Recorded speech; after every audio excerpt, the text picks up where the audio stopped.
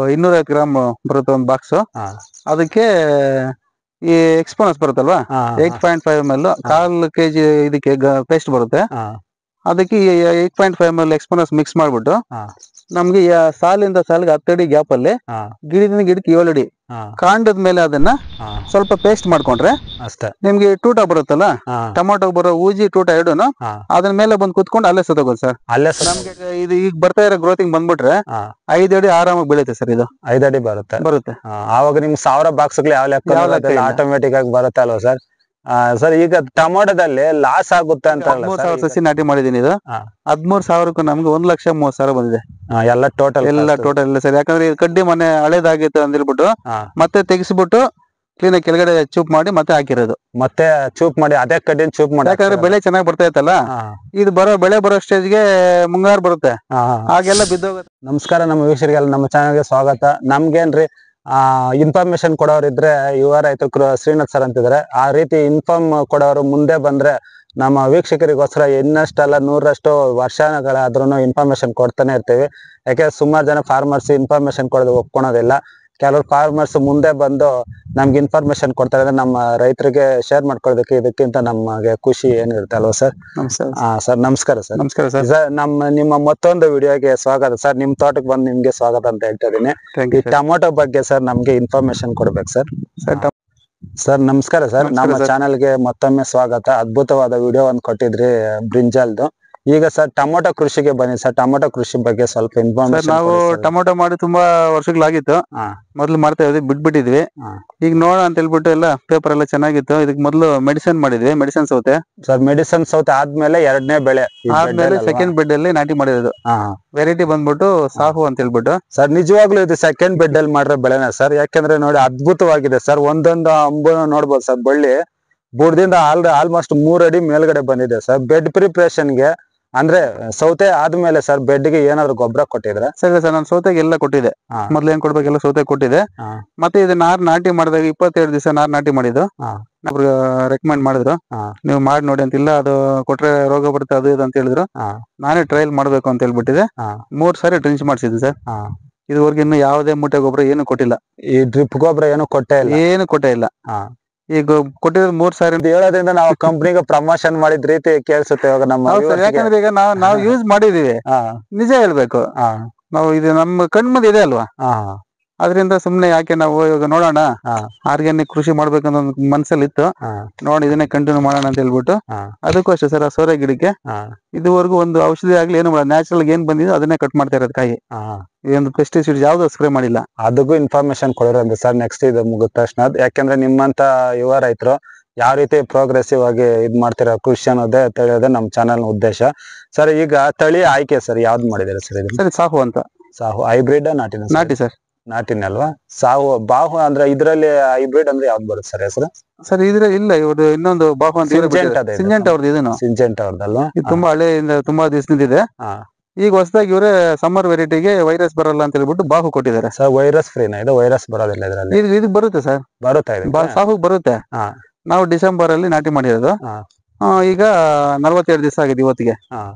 Sir ಈಗ ಟೊಮೊಟೊದಲ್ಲಿ sir 1 ಎಕರೆನಲ್ಲಿ ಚೆನ್ನಾಗಿ ಮಾಡಿದ್ರೆ ಸರ್ ನಿಮ್ಗೆ ಅನುಭವದ ಪ್ರಕಾರ ಸರ್ ಎಷ್ಟು ಬಾಕ್ಸ್ ಕೊಯ್ಬೋದು ಸರ್? ಕೋಲಾರ್ ಬಾಕ್ಸ್ ಚಿಕ್ಕ ಬಾಕ್ಸ್ ಅಂದ್ರೆ 15 kg ಸರ್. ಒಬ್ರು 1500 ತೆಗಿತಾರೆ, ಒಬ್ರು 2000 ತೆಗಿತಾರೆ. ಕ್ಲೈಮೇಟ್ ನೋಡ್ಕೊಂಡು ಬೆಳೆ ಆದಷ್ಟು 3000 ಬಾಕ್ಸ್ ತೆಗೆದವರು ಇದಾರೆ. 3000 ಬಾಕ್ಸ್ ತೆಗೆದಿದ್ದಾರೆ. ಅಂದ್ರೆ ನಾವು ಮಾಡೋ ಕೃಷಿ ಜೊತೆಗೆ ನಮ್ಮ ಕ್ಲೈಮೇಟ್ ಸಪೋರ್ಟ್ ಮಾಡ್ಬೇಕು. ಸಪೋರ್ಟ್ ಮಾಡಿದ್ರೆ ಯಾವ ಲೆಕ್ಕ ಇಲ್ಲ ಸರ್. ಇದು ಇದೇ ಕರೆಕ್ಟ್ ಆಗಿ ಈಗ ಬರ್ತಾ ಇರೋ ಗ್ರೋತಿಂಗ್ ಬಂದ್ಬಿಟ್ರೆ 5 ಅಡಿ ಆರಾಮಾಗಿ ಬೆಳೆಯುತ್ತೆ ಸರ್. ಇದು 5 ಅಡಿ ಬರುತ್ತೆ. ಆವಾಗ ನಿಮ್ಗೆ 1000 ಬಾಕ್ಸ್ಗಳು ಯಾವ ಲೆಕ್ಕ ಆಟೋಮೆಟಿಕ್ ಆಗಿ ಬರುತ್ತೆ ಅಲ್ವಾ ಸರ್? ಸರ್ ಈಗ ಟೊಮೊಟೊದಲ್ಲಿ ಲಾಸ್ ಆಗುತ್ತೆ ಅಂತಾರಲ್ಲ ಸರ್? ಈಗ ಕನಿಷ್ಠ ಅಂದ್ರೆ ಬೆಲೆ ಅದೇ 50 ರೂಪಾಯಿ ಒಳಗಡೆ ಬಂದ್ಬಿಟ್ರೆ ಲಾಸ್ ಆಗುತ್ತೆ ಸರ್. ಸರ್ ಏನಿಲ್ಲ ಅಂದ್ರೇನು ರೈತನಿಗೆ ಎಲ್ಲ ಹೋಗಿ ಮಾರ್ಕೆಟ್ ಅಲ್ಲಿ 200 ರೂಪಾಯಿ ಆದ್ರೂ ಉಳಿಬೇಕು ಸರ್. ಬಾಕ್ಸ್ 200 ರೂಪಾಯಿ ಆದ್ರೂ ಉಳಿದ್ರೇನೆ ಈಗಿರೋ ಮಟ್ಟದಲ್ಲಿ ಔಷಧಿಗಳು ಗೊಬ್ಬರಗಳು ಯಾವ್ದು ಕಡಿಮೆ ಇಲ್ಲ, ಲೇಬರ್ ಕಡಿಮೆ ಇಲ್ಲ. 200 ರೂಪಾಯಿ ಆದ್ರೂ ಉಳಿದ್ರೇನೆ ಏನೋ ಅಷ್ಟೋ ಗಂಟು ಆಗುತ್ತೆ. ಅದಕ್ಕೂ ಕಡಿಮೆ ಬಂದ್ರೆ ಏನು ಮಾಡಕ್ಕಾಗಲ್ಲ, ಫುಲ್ ಲಾಸ್ ಆಗ್ಬಿಡುತ್ತೆ. ಸರ್ ಈಗ ನೀವು ಸರ್ ಪ್ರಾರಂಭದಲ್ಲಿ ಈಗ 2ನೇ ಬೆಡ್ ಬೆಳೆ ಮಾಡಿರೋದ್ರಿಂದ ಸರ್ ಖರ್ಚುನು ಕಡಿಮೆ ಅನ್ಕೊಂತೀರಾ ಸರ್? ಆಲ್ಮೋಸ್ಟ್ ಎಷ್ಟು ಮಾಡಿರ್ಬೋದು ಸರ್ ಖರ್ಚು? ಈಗ 13,000 ಸಸಿ ನಾಟಿ ಮಾಡಿದೀನಿ. ಇದು 13,000ಕ್ಕೂ ನಮ್ಗೆ 1,30,000 ಬಂದಿದೆ. ಎಲ್ಲ ಟೋಟಲ್ ಎಲ್ಲ ಸರ್. ಯಾಕಂದ್ರೆ ಇದು ಕಡ್ಡಿ ಮನೆ ಹಳೇದಾಗಿತ್ತು ಅಂತ ಹೇಳ್ಬಿಟ್ಟು ಮತ್ತೆ ತೆಗಿಸ್ಬಿಟ್ಟು ಕ್ಲೀನ್ ಆಗಿ ಕೆಳಗಡೆ ಚೂಪ್ ಮಾಡಿ ಮತ್ತೆ ಹಾಕಿರೋದು. ಮತ್ತೆ ಚೂಪ್ ಮಾಡಿ ಅದೇ ಕಡ್ಡಿನ ಚೂಪ್ ಮಾಡಿ ಯಾಕಂದ್ರೆ ಬೆಳೆ ಚೆನ್ನಾಗಿ ಬರ್ತಾ ಇತ್ತಲ್ಲ, ಇದು ಬೆಳೆ ಬರೋ ಸ್ಟೇಜ್ಗೆ ಮುಂಗಾರು ಬರುತ್ತೆ, ಹಾಗೆಲ್ಲ ಬಿದ್ದೋಗತ್ತೆ ಅಂತ ಹೇಳ್ಬಿಟ್ಟು ಮತ್ತೆ ಆದ್ರೆ ಆಗ್ಲಿ ಅಂತ ಹೇಳ್ಬಿಟ್ಟು ಅದನ್ನ ಮತ್ತೆ ಮಾಡಿಸಿ ತಂಗುಸಿ ಇದೆಲ್ಲ ವೈರೆಲ್ಲ ಮತ್ತೆ ಹೊಸದಾಗಿ ಕಟ್ಸಿದೀನಿ. ಸೂಪರ್ ಸರ್, ನೀವು ಮುಂದೆ ಬರ್ತಕ್ಕಂತ ಇದ್ರನ್ನ ಗೆಸ್ ಮಾಡಿ ಈಗ್ಲೇನೆ ಮಾಡ್ತಾ ಇದ್ದೀರಾ. ಈ ತರ ಮಾಡ್ಕೋಬೇಕು. ಸುಮ್ನೆ ಹಾಕ್ಬಿಟ್ಟಿದೀವಿ ಅನ್ಬಿಟ್ಟು ಬಿಟ್ರೆ ಅದು ಏನು ತೊಂದ್ರೆ ಆಗೋದಿಲ್ಲ. ಮಳೆ ಬಂದ್ ಬಿದ್ದೋದ್ರೆ ಮತ್ತೆ ಅವಾಗ ಡಬಲ್ ಕೂಲಿ ಆಗ್ಬಿಡುತ್ತೆ, ಬೆಳೆನೂ ಹಾಳಾಗ್ಬಿಡುತ್ತೆ. ಸರ್, ನಿಮ್ಮ ಅನುಭವದ ಪ್ರಕಾರ ಸರಿ ವೈರಸ್ ರೋಗ ಅಂತ ತಡೆಯೋದಕ್ಕೆ ಯಾವ್ದೋ ಒಂದು ಸ್ಪೆಸಿಫಿಕ್ ಆಗಿ ಒಂದು ಔಷಧಿ ಯಾವ್ದು ಹೇಳ್ಬೋದಾ ಸರ್? ಇಲ್ಲ ಸರ್, ವೈರಸ್ಗೆ ಯಾವ್ದು ಇಲ್ಲ. ವೈರಸ್ ಸುಮ್ನೆ ಇದುವರೆಗೆ ಯಾವ್ದು ಔಷಧಿ ಇಲ್ಲ. ಬರ್ದಿರ ಏನಂದ್ರೆ ವೈಟ್ ಪ್ಲೇ ಒಂದ್ ನಮ್ಗೆ ಬರ್ದಿರ ತೋಟದಲ್ಲಿ ಒಂದು 5 ದಿವಸ 6 ದಿವಸಕ್ಕೆ ಒಂದ್ ಸ್ಪ್ರೇ ಮಾಡ್ಕೊಂತ ಇರ್ಬೇಕು. ತೋಟದಲ್ಲಿ ತೇವಾಂಶ ಕರೆಕ್ಟ್ ಆಗಿ ಇಟ್ಕೋಬೇಕು. ಇವೆರಡು ನೋಡ್ಕೊಂಡು ಸ್ಪ್ರೇ ಒಂದ್ ಕಂಪಲ್ಸರಿ 5 ದಿವಸ ಕಂಪಲ್ಸರಿ ಕೊಟ್ಕೊಂಡು ಹೋಗ್ತಾ ಇದ್ರೆ ಬರೋದನ್ನ ಸ್ವಲ್ಪ ಕಂಟ್ರೋಲ್ ಮಾಡ್ಕೋಬಹುದು. ಬಂದ ಮೇಲೆ ಯಾವುದೇ ಕಂಪನಿಯಲ್ಲಿ ವೈರಸ್ಗೆ ಔಷಧಿ ಇಲ್ಲ, ಕಂಟ್ರೋಲ್ ಮಾಡಕ್ಕೆ ಇಲ್ಲ ಸರ್. ಬಂದ್ರೆ ಮುಗೀತು ಸರ್. ನಮ್ಗೆ ಆಗ್ಲೇ ನೀವು ಇನ್ನೊಂದು ಅದ್ಭುತವಾದ ಮಾಹಿತಿ ಕೊಟ್ರಿ, ಅದನ್ನ ನಮ್ಮ ವೀಕ್ಷಕರ ಜೊತೆ ನೇರವಾಗಿ ವಿಡಿಯೋದಲ್ಲಿ ಹಂಚ್ಕೊಬಿಡಿ ಸರ್. ಇದ್ರ ಬಗ್ಗೆ ಊಜಿ ಬಗ್ಗೆ ಏನೋ ಒಂದು ಲಿಕ್ವಿಡ್ ಹೇಳಿದ್ರಿ, ಅದು ಹೇಗೆ ಕೆಲಸ ಮಾಡುತ್ತೆ ಏನಂತ ಸರ್? ಸರ್, ಅದು ಬಂದ್ಬಿಟ್ಟು ಆಕರ್ಷ್ CL ಅಂತ ಹೇಳ್ಬಿಟ್ಟು ಅದು 250 ಗ್ರಾಮ್ ಬರುತ್ತೆ ಒಂದು ಬಾಕ್ಸ್. ಅದಕ್ಕೆ ಈ ಎಕ್ಸ್ಪೋನಸ್ ಬರುತ್ತಲ್ವಾ 8.5 ml 1/4 kg ಇದಕ್ಕೆ ಪೇಸ್ಟ್ ಬರುತ್ತೆ.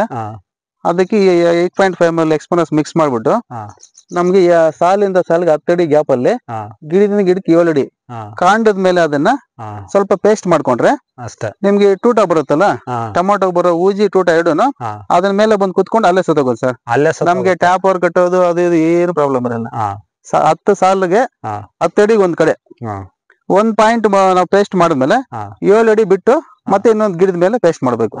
ಅದು ಸರ್ ಎಷ್ಟು ದಿನ ಇರುತ್ತೆ ಸರ್ ಗಿಡದ ಮೇಲೆ? ಅದು ಸರ್ 40 ದಿವಸ ಇರುತ್ತೆ. 40 ದಿವಸ ಸರ್. ಈಗೆಲ್ಲ ಬೇರೆ ಕಡೆ ಎಲ್ಲ ಮ್ಯಾಂಗೋಗೆಲ್ಲ ಯೂಸ್ ಮಾಡ್ತಾ ಇದಾರೆ ಸರ್. ಈಗ ಅಕಸ್ಮಾತ್ ಮಳೆ ಬಂದು ಏನಾಗಲ್ಲ ಸರ್, ಅದು ಪೇಸ್ಟ್ ತರ ಇರುತ್ತೆ. ಹೌದಾ? ಮಳೆ ಬಂದ್ರೆ ಏನಾಗಲ್ಲ, ಕರಗಲ್ಲ. ತುಂಬಾ ಒಳ್ಳೇದು ಸರ್. ಈಗ ಊಜಿ ಟ್ರ್ಯಾಪ್ಗಳು ತುಂಬಾ ಕಾಸ್ಟ್ಲಿ ಅವು.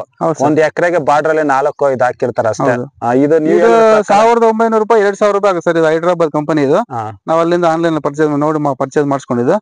ನಿಮ್ಗೆ ಒಂದ್ ಎಕರೆಗೆ ಎಲ್ಲಾನು 2000-2100 ರೂಪಾಯಿ ಇದ್ರೆ ನಿಮ್ಗೆ ಆಲ್ಮೋಸ್ಟ್ ಹೂವು ಈ ಸ್ಟೇಜ್ ಅಲ್ಲಿ ಆಗ್ಬೇಕು ಸರ್. ಹೂವು ಪಿಂದ ಬರೋ ಸ್ಟೇಜ್ ಅಲ್ಲಿ ಆಗ್ಬಿಟ್ರೆ ನಮ್ಗೆ ಹಣ್ಣು ಬಂದು ಮಾಗೋಷ್ಟೊಳಗೆ ನಮ್ಗೆ 30 ದಿವಸ ಗ್ಯಾಪ್ ಇರುತ್ತೆ, 34 ದಿವಸ. ಆ ಗ್ಯಾಪ್ ಅಲ್ಲಿ ನಮ್ಗೆ ಆ ಪ್ರಾಬ್ಲಮ್ ಇರಲ್ಲ. ಆಲ್ಮೋಸ್ಟ್ ಊಜಿ ಸಮಸ್ಯೆ ಎಲ್ಲಾ ತರಕಾರಿಗಳಲ್ಲೂ ಇದೆ ಸರ್. ಕಡೆ ಪಕ್ಷ ಇದು ನೌಕೋಲ್ನು ಸಹ ಬಿಟ್ಟಿಲ್ಲ, ಅದ್ರಲ್ಲೂ ಊಜಿ ಸಮಸ್ಯೆ ಇದೆ. ಮೊಳಕೆ ಬಂದ ತಕ್ಷಣ ಮೊಳಕೆ ನೋಡಿತಾ ಇದೆ.